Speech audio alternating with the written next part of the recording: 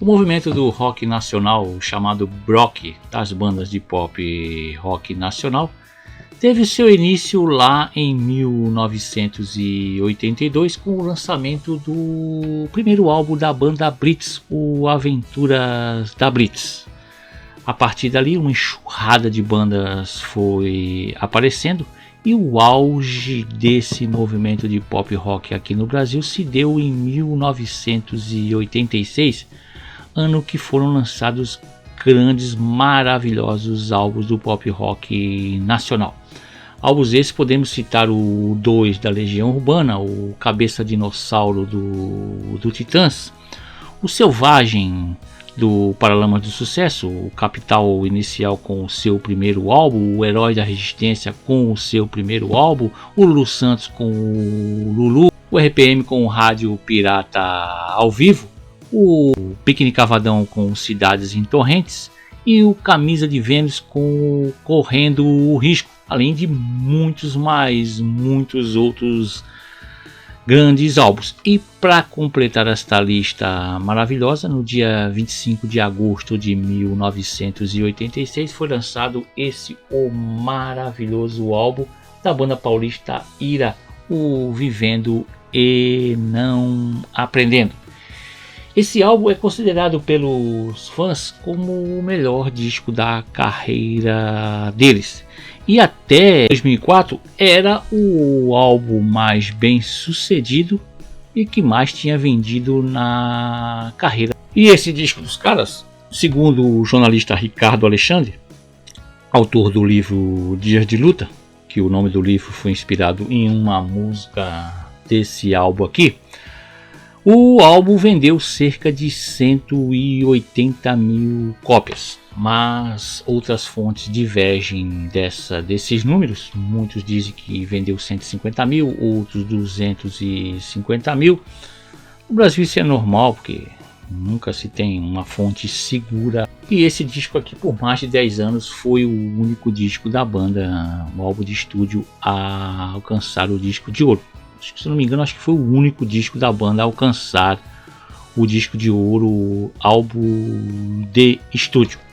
Pois então agora, meus amigos, nós vamos contar a história dos bastidores desse sensacional, desse maravilhoso Vivendo e Não Aprendendo, da maravilhosa banda paulista Ira. Se você quiser fazer um pedido da história de algum álbum que você queira que a gente conte aqui no canal, é só você deixar nos comentários, como o Nanau São Vicente. Abraço, Nanau, trabalhei com esse cara, saudades. O Jaicélio e a Panela Pressão, é só fazer como eles, quem sabe o seu vídeo vira um vídeo, o seu pedido vira um vídeo aqui no canal, tá bom? Então agora vamos contar a história desse disco inteirinha para vocês. Tá começando o Vida Vitrola.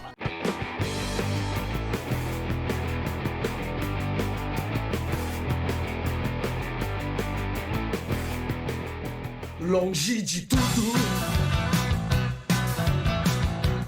Em março de 1985, a banda paulista Ira lança o seu primeiro álbum, o Mudança de Comportamento. Disco esse que trazia, além de sua faixa título, clássicos como Longe de Tudo, Tolices e Núcleo Base. Foi a partir daí que o Ira começou a contar com a sua formação clássica, que trazia Nazi no vocal, Edgar Escandurra, guitarra e vocais, Ricardo Gaspa no contrabaixo e André Young na bateria. Gaspa e André foram os últimos a entrar na banda, nos lugares de Dino Nascimento e Charles Gavan. Sim, os dois bateras trocaram de banda. Mudança de Comportamento chegou à marca de 60 mil cópias vendidas, e isso animou a WEA, a gravadora dos caras, porque mesmo a banda se recusando a comparecer nos programas de auditório de TV da época, teve a música Núcleo Base tocando aos montes nas rádios do país. E como Nazi conta em sua biografia A Ira de Nazi, de Mauro Betting e Alexandre Petilo, o Ira estava cheio de moral na gravadora, mas também cheio de arrogância, pois quando estavam se preparando para gravar o segundo LP, os caras pediram o nome do maior nome da produção musical do Brasil na época, Arnolfo Lima Filho, o popular Liminha, que para quem não sabe tinha sido baixista da super banda Mutantes e vinha de álbuns consagrados de Lulu Santos, Titãs, Blitz, Ultraje a Rigor, Kid de Abelha e muito mais. O cara era dono do estúdio Nas Nuvens, estúdio que ficava no Rio de Janeiro e era o melhor em qualidade e tecnologia na época. Liminha também era diretor artístico da WEA e por isso já tinha dado uns toques no Mudança de Comportamento, o primeiro disco dos caras, que tinha sido produzido por Pena Schmidt, que é uma lenda da produção e descobridor dos Titãs, Ira e Ultraje a Rigor. A banda chega no Rio de Janeiro e no Nas Nuvens com a certeza que iriam gravar o disco da vida deles. Edgar queria o álbum mais mod possível. Mod era uma subcultura que teve origem em Londres no final da década de 50 e alcançou seu auge nos primeiros anos da década de 60 e teve o revival mod no Reino Unido no final da década de 70 e nos Estados Unidos no começo dos anos 80. E uma das bandas que eram influenciadas pela energia desse movimento era o The Jam, e os caras do Ira adoravam eles. Só que como o Nazi conta, eles entraram no estúdio Nas Nuvens acima delas, acima das nuvens. Chegaram no estúdio já dizendo pro Liminha: é o seguinte, só fica aí apertando os botões que a gente já sabe o que quer.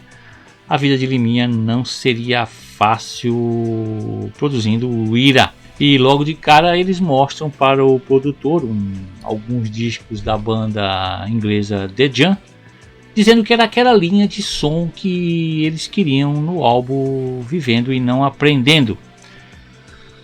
O Nazi, o próprio Edgar, diz que o Liminha fez cara feia e disse que aquilo ali era desafinado, que aquilo ali não era bom. E ele pegou um som do Rush, aquele sonsaço que o Rush fazia ali nos anos 80 e mostrou para eles que isso aqui que é produção, aquele som do Rush recheado de sintetizadores. Edgar e Nazi diz que se olharam e falaram: caramba, isso não vai dar certo, pois eles só conseguiam pensar nos primeiros álbuns do The Who e nos do The Jam. Essas e outras histórias eles contam no canal Vitrola Verde. Meus amigos, eu vou dizer para vocês, esse é o melhor canal de entrevistas sobre música que eu vi no YouTube. É apresentado pelo César Gavan, irmão do Charles Gavan. E cara, as entrevistas, ele não entrevista o convidado. Parece que ele está sentado no sofá da sala dele conversando com a pessoa. Eu recomendo, é muito bom. O canal Vitrola Verde do César Gavan. E mesmo com as coisas começando mal no estúdio ali, meio nos trancos e barrancos, as músicas foram surgindo. E uma delas é Envelheço na Cidade, maravilhosa, Envelheço na Cidade. O Edgar Escandurra conta no canal oficial dele sobre a história dessa música. É uma música que fala sobre nostalgia. O Edgar diz que compôs ela quando tinha 20 anos e ele começou a compor ela quando ele estava numa estação do metrô, a estação do metrô Ana Rosa em São Paulo.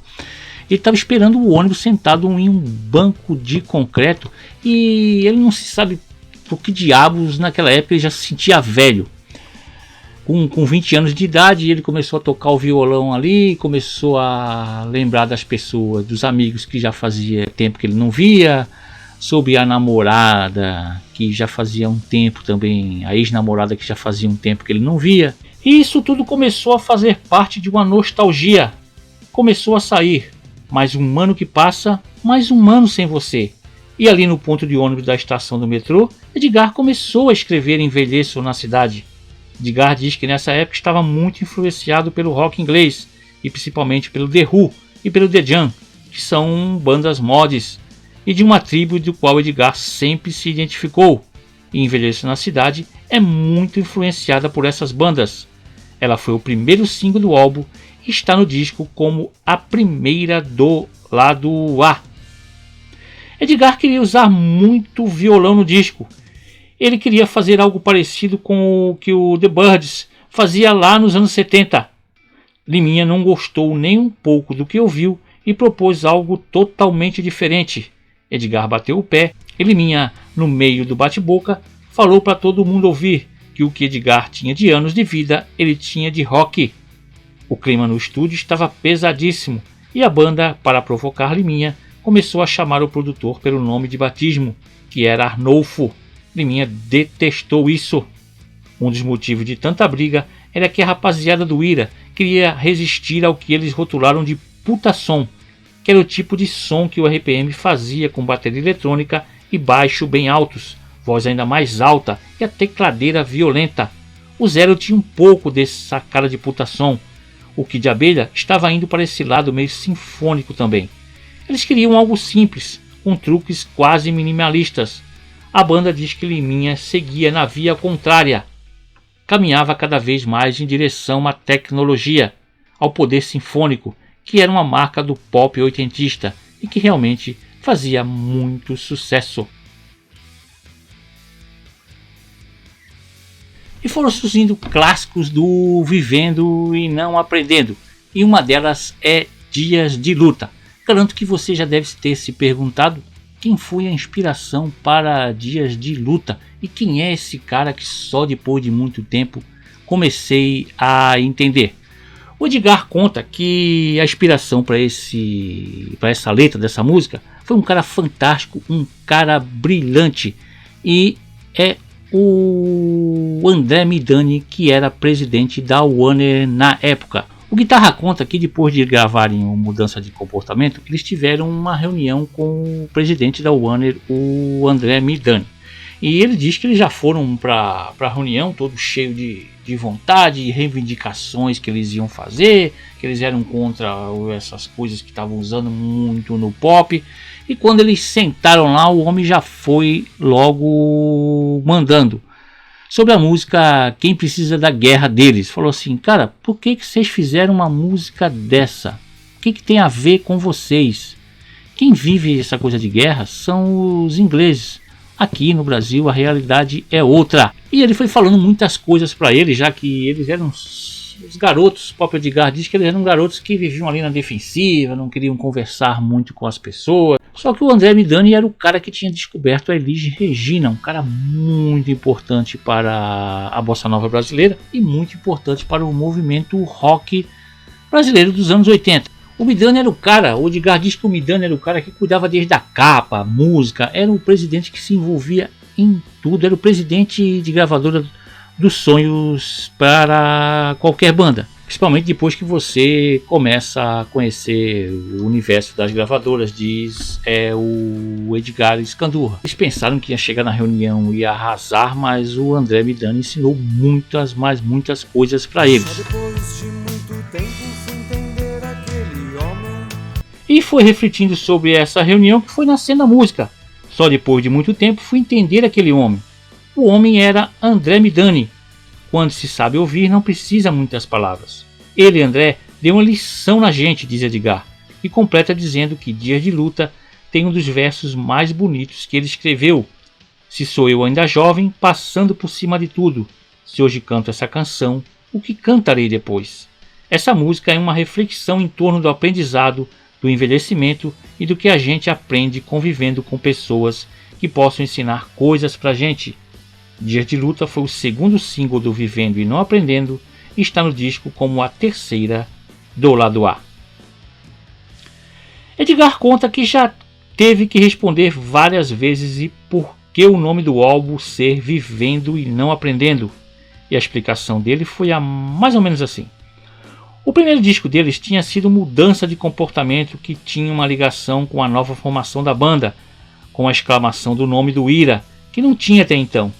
Aí no segundo disco que eles perceberam que tinha um pouquinho mais de domínio sobre a questão estética da coisa, trabalhar a capa com mais cuidado, cada um cuidando dos seus instrumentos, da sua voz e trabalhando muito intensamente. Então a gente quis ter um nome que fosse curioso, que desse essa visão do Ira, dessa banda que não aceitava os padrões e queria sempre romper com certos padrões. Então Viver e Não Aprender, de certa forma, para mim tinha o sentido de questionar, de querer ver outros caminhos. Vivendo e Não Aprendendo também tem um pouco daquele cara que não aprende com as coisas e com as porradas que ele levou. Ele acha que vai ser diferente dessa vez. Eu acho que o nome é bacana e eu tive que responder muitas vezes porque Vivendo e Não Aprendendo. Depois, com o tempo, você vê que esse nome às vezes pode virar até uma certa maldição. Viver e não aprender não é legal. Bom é você aprender. Somente com os anos que vão passando, tem coisas que viram burrice. Você repetir os erros que você não precisa repetir mais, diz Edgar. Volto a ter 15 anos. Também linda é a música 15 anos, Vivendo e Não Aprendendo. Esse musical nasceu na época em que os dois autores, o Gaspa e o Edgar, dividiu o apartamento morando na rua Cunhagago, no bairro de Pinheiros, na cidade de São Paulo. E passavam noites ali tocando alguma coisa, compondo. E de um som que o Gaspa tocava no violão, o Edgar começou a fazer uma reflexão e pensar sobre estar procurando alguém com quem você vai passar a viver e amar loucamente durante toda a vida. Edgar diz que isso tem muito a ver também com cada vez que você descobre um novo amor, mesmo não tendo mais 15 anos, você dá uma rejuvenescida e parece que você volta a ter 15 anos. Realmente é verdade. E nessa música o Edgar queria quebrar um pouco essa história de que homem não chora, pois na música ele diz que homem chora sim. A música tem influência muito forte dos anos 60, é o Ira querendo ser menos punk e mais mod. Só que para não ser diferente das outras músicas, o embate entre a banda e o produtor continuava porque Liminha dizia que a harmonia da música estava errada. Os caras batiam o pé pois diziam que já tocava ela há mais de um ano. Aí começou o bate-boca interminável e a guerra começa novamente no estúdio nas nuvens. Liminha conta que foi se enfezando. Senti que não podia colaborar muito. Para ficar sentado numa cadeira assistindo, seria melhor não fazer. Eu sempre tento me sentir ativo quando me envolvo num projeto. Uma tarde eu saí na varanda e pensei, puxa, eu gosto tanto do meu trabalho, de estar no estúdio, para que eu me sinta tão desinteressado é porque tem algo muito forte acontecendo. Aí eu saí, fui dar uma volta, fui ver uns sítios, contou o produtor no livro Dias de Luta, o rock e o Brasil dos anos 80 de Ricardo Alexandre. Vivendo e Não Aprendendo, incrivelmente não saiu como single, está no álbum como a segunda do lado B. O Ira nunca teve uma capa com foto bonitinha dos membros, e a do Vivendo e Não Aprendendo não seria diferente. O André Young, meses antes da gravação do álbum, tinha ganhado uma ilustração dele tocando bateria, desenho estilizado presenteado pela artista Ana Cissa.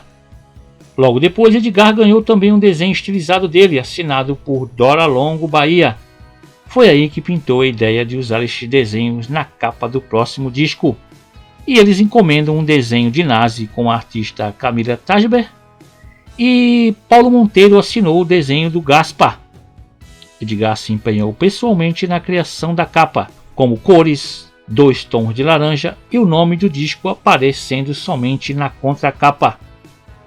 Eles também tiveram a ideia de usar uma fonte no encarte, que era a mesma fonte que a editora Brasil América Latina, mais conhecida como Ebal, usava em seus quadrinhos, como o do Super-Homem, Flash Gordon e etc. No encarte também estão espalhados pedaços da partitura que o quarteto de cordas usou em Flores em Você. Edgar diz que eles deram uma mancada no encarte e foi na letra de Nas Ruas. A palavra cifrão foi escrita com S e para dar uma mascarada nisso, eles colocaram o símbolo do cifrão no início da palavra. Também no encarte tem muitas fotos da banda junto, mas você pode notar que no encarte não tem foto dos 4 juntos. Edgar disse que isso é para mostrar que são 4 cabeças pensantes que pensam diferente, mas que estão unidas em um trabalho único. O Guitarra também considera essa uma das capas mais lindas do Ira. Realmente a capa é belíssima, belíssima essa capa do Ira. E vejo flores em você. E como citamos Flores em Você na capa do disco, vamos falar desse super clássico do rock nacional. O Edgar compôs ela para a tecladista Tassiana Barros. Inclusive ele foi casado com ela, só que na época que ele compôs, ele namorava com ela. A Tassiana, antes de namorar com o Edgar, ela foi namorada do Júlio Barroso, famoso líder do Gangue 90 e as Absurdetes. E o Edgar diz que compôs essa música pela força que ela teve, a Tassiana, para superar a morte do Júlio Barroso. Para quem não sabe, a morte do Júlio foi um choque para toda a cena pop rock brasileira dos anos 80, pois o Júlio Barroso teve uma morte prematura, ele caindo da janela do seu apartamento em 1984. E essa morte cercada assim de coisas ainda não muito explicadas até hoje. O Edgar conta que a música fala sobre a vida passageira da gente, além da força que a Tassiana teve para superar a morte do Júlio Barroso. Mas no estúdio a banda e o produtor não se entendiam, não se entendiam, toda a música que iam gravar era um problema. A banda mostra para Liminha Smith Jones do The Jam, música que está no álbum dos caras, 7 Sons. Essa música era a base do que eles queriam para Flores em Você. Ela lembra muito Eleanor Rigby dos Beatles, viu?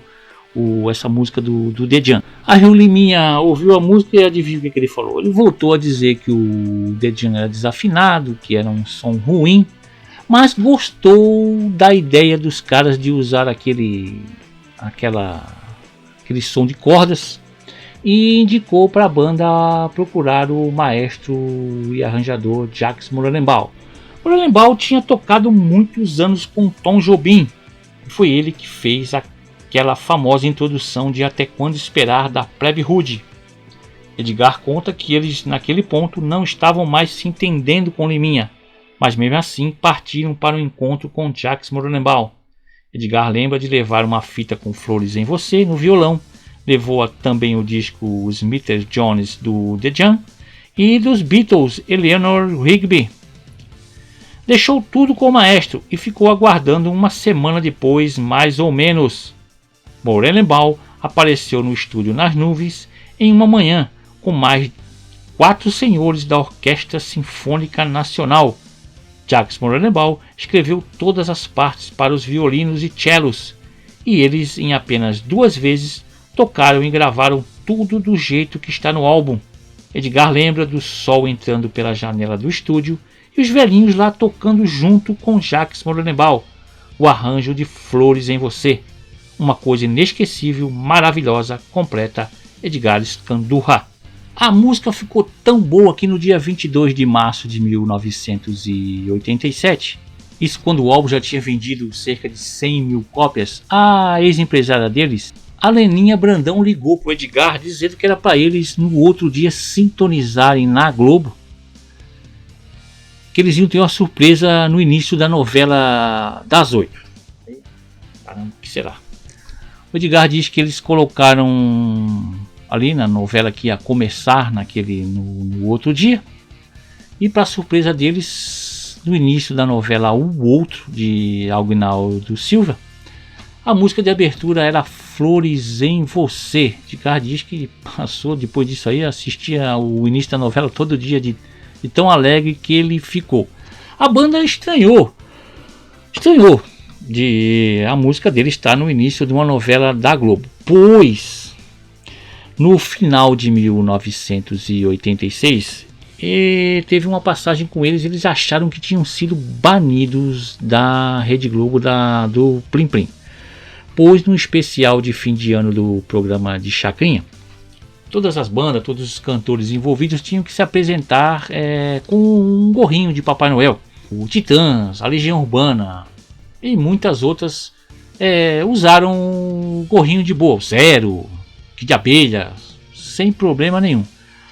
Mas os caras do Ira ali, a rapaziada do Ira, no auge da marra deles, os caras eram marrento demais, eu achava muito marrento eles naquela época. No auge da marra deles, eles se recusaram, disseram que não iam usar gorrinho nenhum.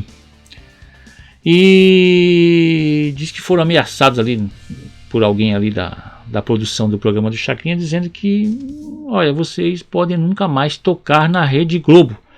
Edgar diz que enfiou a viola no saco, literalmente, e saíram porta fora minutos antes deles entrarem no palco.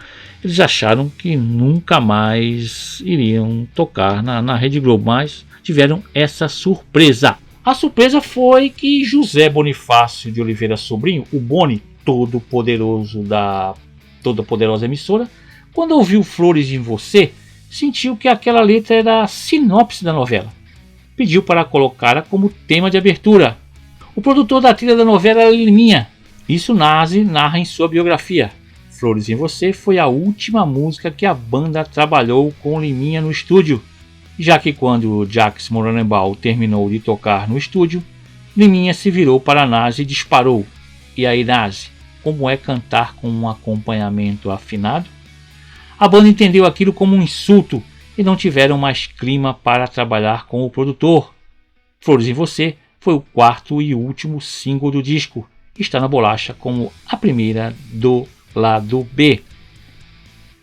O clima estava tão tenso que Pena Schmidt, que acompanhava as gravações do álbum de uma de suas crias, como diz ele, achou bem transferir o resto das gravações para São Paulo. Estava ficando insuportável Liminha, como dono do estúdio, conviver diariamente com os moleques com uma atitude tipo, e daí que você tem 20 anos de rock? A banda voltou para São Paulo de mala e cuia. O Pena e o engenheiro de som Vitor Farias começaram os trabalhos de conclusão do Vivendo e Não Aprendendo no estúdio Transamérica. Depois chega o português Paulo Junqueiro, que estava no Brasil há pouco tempo e já tinha mixado o núcleo base do primeiro disco dos caras, e na época do Vivendo e Não Aprendendo ainda era engenheiro de som. Esse cara virou um dos grandes produtores do Brasil, produzindo Ira, O Traje a Rigor, Barão Vermelho e muitos grandes do pop rock nacional. Nazi e Edgar elogiam muito o Paulo. Eles dizem que ele pegou o trabalho meio que enrolado, pois a banda estava um pouco sem rumo depois daquela briga toda com Liminha. Nazi conta que as fitas que vieram do Rio tinham um problema grave, já que os sons da bateria estavam todos juntos em um mesmo canal, e deu muito trabalho para os técnicos ajustarem isso. Gritos da multidão! A banda pensava em um disco com apenas 8 músicas, mas a WEA, a Warner, hoje Warner, queria um disco com 10 músicas e queria que eles regravassem 2 músicas que eram sucessos da banda nos shows, que tinham saído no primeiro compacto deles lá em 1983. E eram Gritos na Multidão e Pobre Paulistas. As músicas que quando tocavam no show a galera ficava louca. Mas o Edgar diz que para eles, para a banda, hoje pode parecer estranho isso, mas para eles, em 1986, aquelas 2 músicas já eram velhas, acredite se quiser. E eles tinham certeza que a gravadora ia querer usar as 2 como músicas de trabalho. Tinham certeza que ia ter que fazer playback nos programas de TV, e eles não estavam afim disso. E a manobra, a ideia que eles tiveram para driblar a gravadora foi oferecer que as 2 tinham que ser gravadas ao vivo e entrariam como bônus no disco. Se enganava a gravadora, porque aí não ia ter como usar a música em programas de televisão. A ideia dos caras. E eles usaram uma gravação que tinham feito no dia 3 de maio de 1986, dias antes deles partirem para o Rio de Janeiro, para o Na Nuvens. E quem produziu esse show, essa gravação, foi o Paulo Junqueiro. Foi daí que partiu a amizade da banda com o Paulo Junqueiro. Gravaram na danceteria Broadway, muito famosa ali anos 80 e 90 em São Paulo. E tem uma curiosidade, nas 2 músicas tocadas ali na Broadway, que estão ali no disco Vivendo e Não Aprendendo, as 2 músicas ao vivo, a guitarrista Ana Maria Machado, da banda Mercenárias, toca guitarra com eles no palco. Só uma curiosidade, da onde que eles conheciam a Ana Maria. O Edgar foi guitarrista das Mercenárias. Na época, Edgar se dividia entre Mercenárias, Ultraje a Rigor e Ira. O Vivendo e Não Aprendendo foi finalizado e assinaram a produção Pena Schmidt, Liminha, Vitor Farias, Paulo Junqueiro e Ira. Foi Liminha que exigiu que seu técnico de som, Vitor Farias, também assinasse, já que Paulo Junqueiro também era técnico como Vitor. No encarte do álbum, a banda deu uma alfinetada em Liminha, chamando o estúdio de Nas Neblinas. Meu Deus. A banda hoje concorda que pisaram na bola com ele, com Liminha. Nazi conta na sua biografia: foi um desperdício. Eu não culpo o Liminha, porque a gente chegou com um puta rei na barriga. Ele era um cara consagrado, um puta produtor. A gente perdeu uma oportunidade de ter feito um disco marcante. Sabe quando um baita técnico não bate com um grupo de jogadores? Foi o que aconteceu. Foi coisa de jovem que acha que nasceu sabendo tudo. Edgar também tem a mesma opinião, que se Vivendo e Não Aprendendo ficou um belo álbum, se eles tivessem ouvido mais o produtor, o álbum teria ficado ainda melhor. Então, finalmente, no dia 25 de agosto de 1986, esse espetacular álbum chega nas lojas. Rapidamente virou um sucesso. Envelheço na Cidade, Dias de Luta começam a tocar muito nas rádios. Além de Flores em Você, que virou até tema de novela. E a consagração da banda viria a acontecer no dia 11 de outubro de 1986 com um show que simbolizava o lançamento desse maravilhoso álbum. O show que seria na Praça do Relógio, na USP. Um show que teria 40 mil pessoas cantando e curtindo as músicas do Ira. Este show é considerado pela banda o melhor show que eles já fizeram na carreira. Também é o show que marcaria, que consagraria a banda como um dos ícones do pop rock dos anos 80. Na plateia estava gente como Renato Russo, da Legião Urbana, e Paula Toller, do Kid de Abelha. Foi um showzaço, é considerado um dos maiores shows que já tiveram, e com vendagem de 250 mil cópias. Esse maravilhoso álbum foi um grande êxito da banda, e após eles nunca mais conseguiram um êxito tão grande em um álbum de estúdio. Em 1988 eles lançaram o maravilhoso, mas incompreendido Psicoacústica, que vendeu cerca de 50 mil cópias. E da formação clássica do Ira, curiosa formação clássica, hoje temos apenas o Nazi e o Edgar. O Gaspar e o André saíram em 2007 e depois em 2014, quando o Nazi saíram em 2007, porque a banda praticamente implodiu, né? Foi brigas grandiosas mesmo.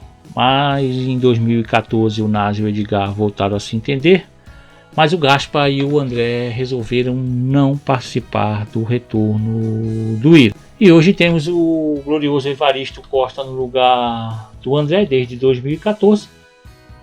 E o Johnny Boy no lugar do Gaspar também desde 2014. E espero que vocês tenham gostado desse sensacional da história, desse sensacional álbum. Se você quiser fazer um pedido de algum álbum que a gente conte os bastidores aqui para vocês, é só vocês fazer como o Nanau SV, grande Nanau, o Jair Célio e a Panela Pressão. Beleza? Em breve voltamos com outro vídeo para vocês. Não esquece de compartilhar com todos os seus amigos, meu amigo. Deixe seu comentário aí para nós. Tchau.